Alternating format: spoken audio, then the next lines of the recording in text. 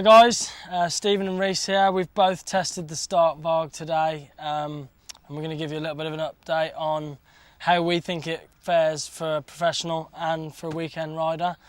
Here you go.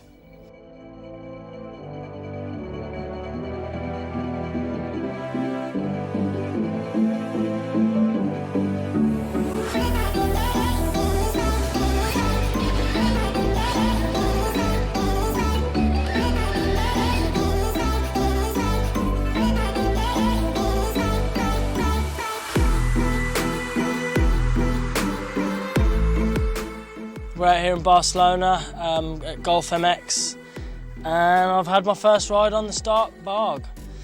It's, other than saying in short words, it's incredible, right? Every aspect of it, the visual aspects, the power, the delivery of everything, the company, everybody here has been amazing and full of knowledge, and I honestly believe this is the bike of the future. Makes me want to sell my Hondas at home.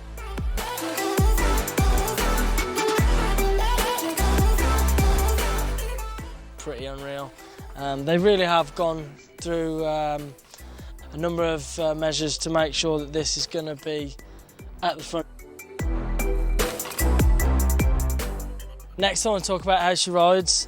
Having no clutch, no gears to worry about, makes riding that much more easy. It lets you focus on your body position more and how you enter the turns and stuff, and the centre of gravity on the bike's very central, and that makes it a lot more nimble when you're turning or when you're jumping even. We were actually surprised. It feels like a 125 weight, but it's not, obviously. It's the same kind of weight as a 450, but it honestly, how narrow it is and how light it feels when you're riding is incredible.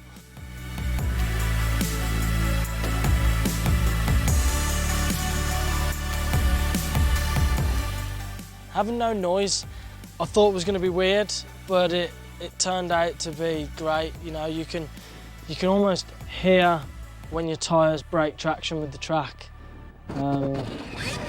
You'll be able to hear other riders. You'll be able to, you know what I mean, you'll hear the fans. That's pretty special too. So yeah, I'm absolutely over the moon. I've had such a good day riding it and can't wait to get mine.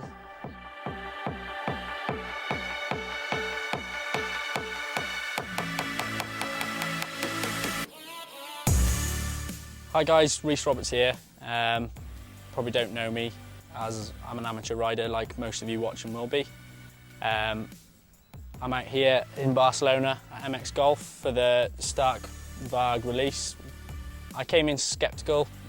I think sound's a big part of bikes and a big part of motocross myself, but as soon as I swung my leg over the bike, it felt light and day different. The way it feels in the corners, it turns, is so much more nimble than a standard 450.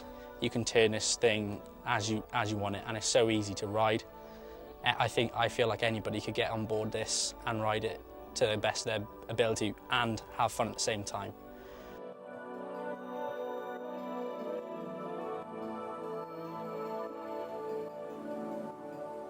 One of their tests, which I thought was really good, was a straight lap-by-lap comparison against a standard 450. So we all got to ride the 450 and then jump straight back on this. And for me, that was what made the difference. Being able to see that straight away, just a lap-by-lap comparison. I jumped on the 450, and yes, it felt comfortable for me because that's what I'm known. That's what I use at home. But as soon as I jumped back on the Stark, it turned better, it stopped better. The technology that's in this bike and the way they've built it, it's so stable in the air, and the pivoting areas, especially when you're in a corner or when you're in the air, it just turns on as and when you want it. You can put it wherever you want on the track, and the power delivery is amazing. So from a complete weekend rider perspective, I think this is so easy to get on board with. and I think this really is the future. I think it is happening now. I know we've had flashes in the pan in the past, but I do think this is what will go forward. Another aspect for people like us is, you know, we get back from the track, when we get home, we've got work on Monday morning. The prep and everything to do, you get home and wash the bike. With this Stark, you can just pull out the back of the van, pressure wash it and stick it in the shed. The maintenance is minimal. For me, it's time to start thinking about electric, and I think the time is now.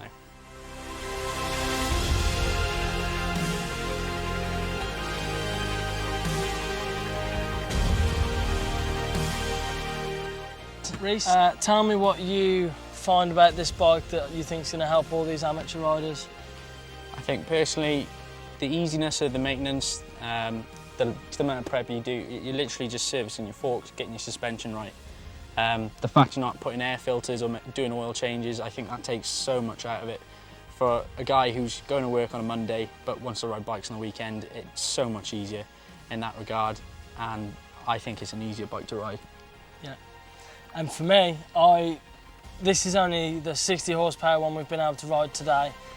Already is faster than the 450s.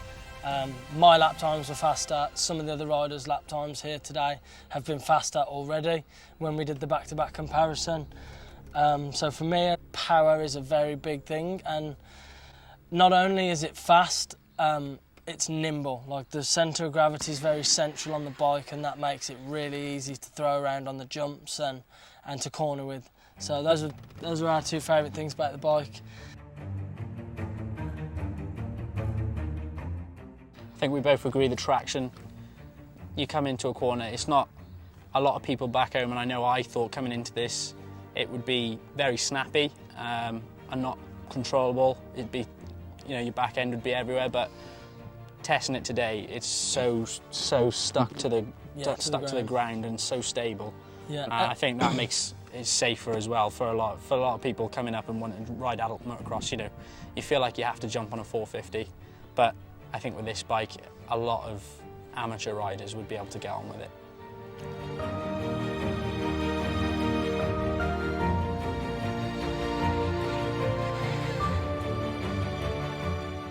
The fully workable, usable smartphone that you get as your screen.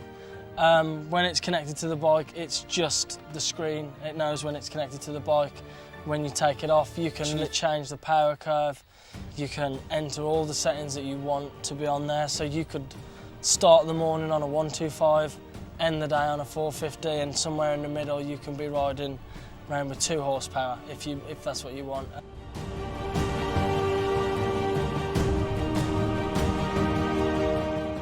For people that want to start riding motocross at a later age, obviously they're not going to go and jump onto a 65 or an 85cc bike, so their only options are 250, 450, 125 two-stroke, 250 two-stroke.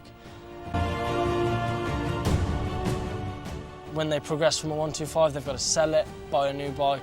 With this, it's a one-stop shop. You start it off in a lower pace mode, and you can tune it as and when you're ready, and you think your ability's improving. The bike will move with you. The bike definitely covers all bases. Yeah. Just to be able to make that progression in your riding and get better instead of spending countless money on swapping in bikes, changing things that you don't like, you can do it all in this bike. And I think, obviously, in terms of a racing perspective, that it goes without saying, tracks, noise, that's the big problem. Tracks are being closed down these days because of noise, and it's hurting our industry, it's hurting our sport. I think this bike is a real step into the future, and it'll open up a lot in terms of the racing and the venues that we're able to go to.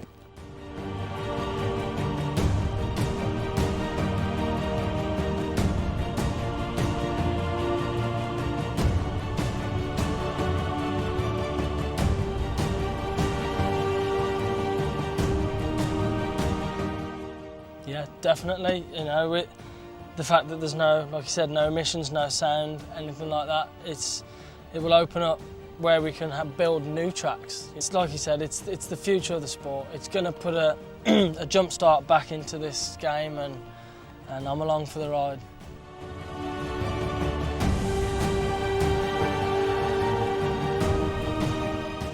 Can I ask you about like one question Yeah. to camera. It's like a very simple but complex one. It's like in one word, how would you describe this bike? Futuristic is my one word. This is the start of the future. Intuitive.